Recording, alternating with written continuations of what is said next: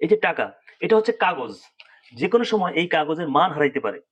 কিন্তু স্বর্ণের মান, স্বর্ণের দাম গত ১০ বছরে কতটুকু বেড়েছে জানেন? আপনার কেনা সামান্য ১ ভরি স্বর্ণ আজ আপনার পরিবারকে অনেক বড় বিপদ থেকে বাঁচাতে পারে। কেন স্বর্ণকে বলা হয় দ্য আল্টিমেট সেফ হেভেন? চলুন আমরা একটু জানার চেষ্টা করি।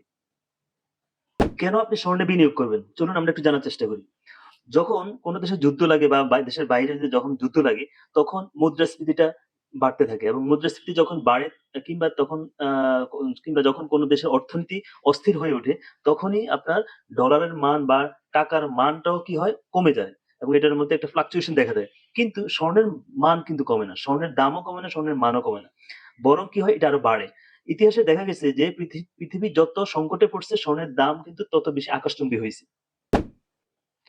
একটু হিসাব করে দেখেন যে গত ১০ বছর আগে স্বর্ণের দাম কত ছিল আর আজকে স্বর্ণের দাম কত? ব্যাংকের ডিপিএস বা এফডিআর এর চেয়েও অনেক ক্ষেত্রে স্বর্ণের রিটার্নটা অনেক বেশি হয়।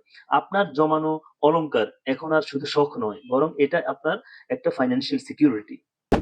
স্বর্ণে বিনিয়োগ করার ২ টা উপায় রয়েছে। আপনি যদি সিদ্ধান্ত নেন যে আপনি স্বর্ণে বিনিয়োগ করবেন, তবে অবশ্যই আপনার স্বর্ণ কেনার সময় আপনি চিন্তা ভাবনা করে কিনবেন।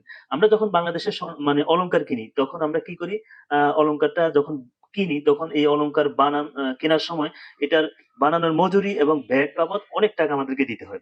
কিন্তু আপনি যদি স্বর্ণেতে সত্যি, সত্যি বিনিয়োগ করতে চান, তাহলে আপনি এই অলংকার আপনি মানে কিনবেন না। আপনাকে কিনবেন আপনি সবসময় গোল্ড বার, ঠিক আছে? বা গোল্ড কয়েন, গোল্ড বার বা এরকম গোল্ড কয়েন আপনি কেনার চেষ্টা করবেন। তাহলে যেটা হবে যে যখন আপনি বিক্রি করবেন তখন আপনার পুরো টাকাটাই আপনার চলে আসবে। তখন আর সেখানে আবার ওই বানানোর যে খরচ-টরচ এগুলি আর আসবে না। তবে আপনাকে একটু সতর্ক থাকতে হবে যে স্বর্ণ কেনার সময় যেখান-সেখান থেকে আপনি স্বর্ণ কিনবেন না। অবশ্যই একটা ব্র্যান্ডেড দোকান থেকে কিনবেন এবং এটার স্বর্ণের মধ্যে যে একটা হলমার্ক থাকে, স্বর্ণের ভিতরে গায়ে খোদাই করা থাকে একটা হলমার্ক থাকে, সেই হলমার্ক গুলো দেখে কিনবেন। ২২ ক্যারেট, ২৪ ক্যারেট, ১৮ ক্যারেট সেগুলোর হলমার্ক করা থাকে, সেগুলো দেখে অবশ্যই কিনতে হবে।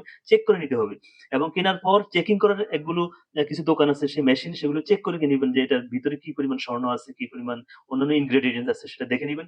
রসিদটা নিয়ে নিবেন বা ভাউচারটা সঙ্গে রাখবেন। মনে রাখবেন যে এই স্বর্ণে বিনিয়োগ মানে হচ্ছে যে আপনার দীর্ঘমেয়াদী নিরাপত্তা।